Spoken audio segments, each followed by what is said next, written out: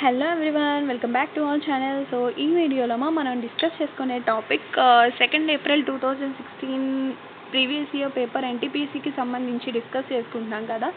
So ఆ video continuation ఇది, ఓకేనా. సో ఇది పార్ట్ 3 వీడియో. మీరు కంపల్సరీగా ఈ పార్ట్ 2 వీడియో ఎవరైనా చూడకపోయి ఉంటే వెంటనే పార్ట్ 2 వీడియో చూసి నెక్స్ట్ ఇది చూడండి, ఓకేనా. సో ఈ ప్రీవియస్ బిట్స్ అనేవి మీకు చాలా హెల్ప్ఫుల్ అవుతాయి.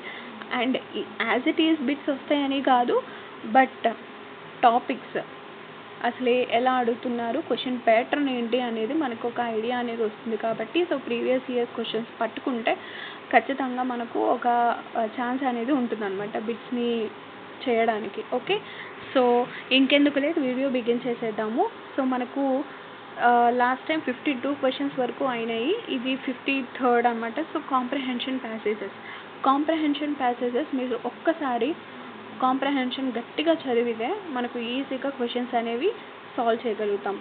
ఓన్లీ ఎన్టీపీసీ అనే కాదు, అటు ఆర్పిఎఫ్కి మనకి పై చార్ట్స్ నుంచి అడుగుతాడు, అండ్ బార్ గ్రాఫ్స్ నుంచి ఎక్కువగా అడుగుతారు క్వశ్చన్స్. ఒక 3-4-5 బిట్స్ దాని నుంచి అడుగుతారు.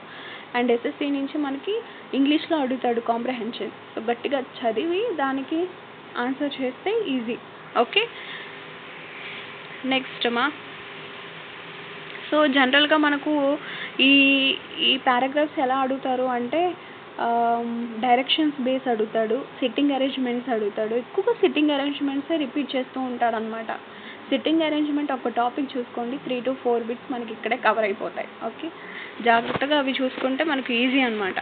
నెక్స్ట్ చూసుకుంటే మనకి టైమ్ అండ్ వర్క్, ఓకేనా. సో టైమ్ అండ్ వర్క్ మనకి మోస్ట్ ఇంపార్టెంట్ టాపిక్, చాలా ఈజీ టాపిక్ కూడా. ఓకే, బేసిక్సే చూసుకోండి, బేసిక్స్ చాలు. బేసిక్స్ మీరు ఇన్డెప్త్ కూడా వెళ్ళవసరంలా, బేసిక్స్ చూసుకుంటే చాలు. నెక్స్ట్ సో ఇదిగోండి చెప్పాను కదా, మనకి బార్ గ్రాఫ్స్ అడుగుతాడు, లైన్ గ్రాఫ్స్ అడుగుతాడు, పై చార్ట్స్ అడుగుతారు. సో ఇలా డిఫరెంట్ టైప్స్ అడుగుతారు అనమాట. గ్రాఫ్స్ అనేది మోస్ట్ ఇంపార్టెంట్. ఓకే, ఎక్కువగా ఈ మోడల్లో మనకి ఎలా అడుగుతారు అంటే పర్సంటేజ్ ఎంత, ఓకే, కంపారిజన్ ఆఫ్ ఇయర్స్ మధ్య కంపారిజన్ అడుగుతాడు. అండ్ ఏది హైలో ఉంది, ఏది లోలో ఉంది, ఓకే, ఏ ఇయర్ హైలో ఉంది, ఏ ఇయర్ తక్కువగా ఉంది అని అడుగుతారు. సో డిఫరెన్స్ ఏంటి అని అడుగుతారు, ఓకేనా. జనరల్గా ఈ క్వశ్చన్సే అడుగుతారు. ఎంత టోటల్ అడుగుతారు, ఎంత ఎక్స్పెండిచర్ అడుగుతారు, సో ఎంత పర్సంటేజ్ అని అడుగుతారు, టోటల్ యావరేజ్ ఎంత అని అడుగుతారు. సో ఇలా వేరియస్గా అడుగుతూ ఉంటారనమాట, ఓకేనా. నెక్స్ట్ సో ఇది మనకి ప్రాఫిట్ అండ్ లాస్ ఒకటి, అండ్ జామెట్రీ రిలేటెడ్ క్వశ్చన్స్, ఓకేనా. సో జనరల్గా మనకి జామెట్రీ రిలేటెడ్ క్వశ్చన్స్ అనేవి చాలా కష్టం అటెంప్ట్ చేయడానికి.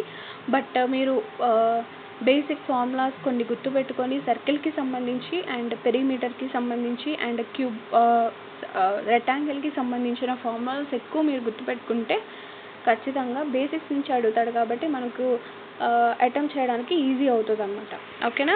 Next the operating system Unix is the trade mark of. ఇప్పుడు యునిక్స్ అనేది ఆపరేటింగ్ సిస్టమ్ అని చెప్తాము. అది దేనికి సంబంధించింది అని అంటే బెల్ లాబొరేటరీస్ అనే కంపెనీకి సంబంధించి, ఓకేనా. Next the first large scale electrical air conditioning was invented used in 1902 by. So మనకి ఎలక్ట్రికల్ ఎయిర్ కండిషనింగ్ ఇన్వెంట్ చేసింది ఎవరు అంటే ఫస్ట్ విలియస్ క్యారియర్, ఓకేనా. So Willis Carrier was the first inventor of air conditioning, ఓకేనా. Next inventions కూడా చాలా important. Physics related కూడా inventions, scientist discoveries అవి ఒకసారి చూసుకోండి, ఓకేనా.